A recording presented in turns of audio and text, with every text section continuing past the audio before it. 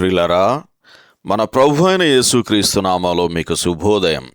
ప్రతిదినం ప్రభుతో అనుదిన ఆత్మీయ ఆహారం. ఫిబ్రవరి 27 శుక్రవారం. నేటి లేఖన పఠనం 13వ కీర్తన. నేటి ధ్యాన లేఖనం 13వ కీర్తన 3-5 వచనాలు. యెహోవా నా దేవా, నా మీద దృష్టియుంచి నాకు ఉత్తరమిమ్ము, నా కన్నులకు వెలుగిమ్ము. నేనైతే నీ కృపయందు నమ్మిక ఉంచియున్నాను. నీ రక్షణ విషయమై నా హృదయము హర్షించుచున్నది. యెహోవా నాకు మహోపకారములు చేసియున్నాడు, నేను ఆయనను కీర్తించెదను. వ్యాఖ్యానాంశం ఎన్నాళ్ల వరకు. వ్యాఖ్యానాంశం ఎన్నాళ్ల వరకు. వ్యాఖ్యానం: 1000 ఏండ్ల పాలనకు ముందు శ్రమల కాలపు చివరి రోజుల్లో యూదులలో శేషించిన వారు అనుభవించే శ్రమల వంటివి సృష్టి ఆరంభం నుండి వాటితో పోల్చదగినవి ఉండవని, అట్టివి ఎప్పటికీ ఉండబోవని ప్రభు అయిన యేసు ప్రకటించుచున్నాడు. అందుకే ఈ 13వ కీర్తనలో రాయబడిన ఎన్నాళ్ల వరకు అనే మాటలలోని వేదనను మనం అర్థం చేసుకోవచ్చు. ఈ మాటలు ఈ కీర్తన ప్రారంభంలో 4 సార్లు పునరావృతం అవుతున్నాయి. ఇంతేగాక అనేక ఇతర కీర్తనలో కూడా ఈ మాటలు ప్రస్తావించబడినాయి. ఈ ప్రశ్నకు సమాధానంగా ప్రభువు భూమి మీద ఆ శ్రమల కాలాన్ని తక్కువ చేస్తాడు. మార్కు సువార్త 13వ అధ్యాయము 20వ వచనంలో ప్రభు సెలవిచ్చినట్లుగా, ప్రభువు ఆ దినములను తక్కువ చేయని ఎడల ఏ శరీరియు తప్పించుకొనకపోవును. ఏర్పరచబడిన వారి నిమిత్తము, అనగా తాను ఏర్పరచుకొనిన వారి నిమిత్తము ఆయన ఆ దినములను తక్కువ చేశాను.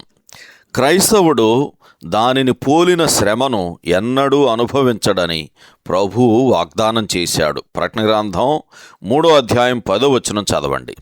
అయితే క్రైస్తవుడు కొన్నిసార్లు దేవుడు తనను నిరుత్సాహ స్థితిలో విడిచిపెట్టాడని, తనను మరిచిపోయాడని, ఉద్దేశపూర్వకంగా దేవుడు తన ముఖాన్ని అతని నుండి దాచాడని క్రైస్తవుడు అనుకోవచ్చు.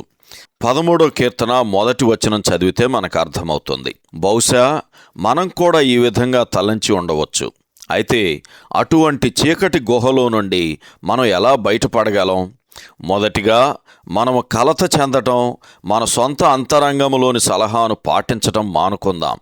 అది మనకు ఎటువంటి సమాధానాన్ని ఇవ్వకపోగా అలసటను, వేదనను కలుగజేస్తుంది. ఒక్కసారి మనం సమూయేలు 1వ గ్రంథం 27వ అధ్యాయం 1వ వచనంలోని దావీదు వృత్తాంతాన్ని జ్ఞాపకం చేసుకుంటే మనకు అర్థమవుతుంది. ఈ సందర్భంలో ఒక్కసారి మనం విజయోత్సపు కేకను గుర్తు చేసుకుందాం. క్రీస్తు ప్రేమ నుండి మనలను ఎడబాపు వాడెవడు? శ్రమ అయినను, బాధ అయినను, హింస అయినను మనలను ఎడబాపునా అని రోమాపత్రిక 8వ అధ్యాయము 35-36 వచనాల్లో మనం చదువుతాం. ఆయన దయాళత్వమును, ఆయన రక్షణను జ్ఞాపకం చేసుకోవటం వలన మనలో నమ్మిక, ఆనందం పునరుద్ధరించబడే రహస్యము దాగి ఉందని 13వ కీర్తన 5వ వచనంలో చదువుతాం. సహోదరుడు జాన్ కోక్లన్ శుభములతో వందనాలు.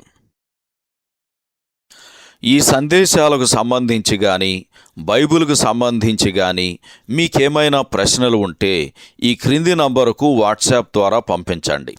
మీ ఆత్మీయ క్షేమాభివృద్ధి కోసం అనుభవజ్ఞుల ద్వారా జవాబులు అందించబడతాయి.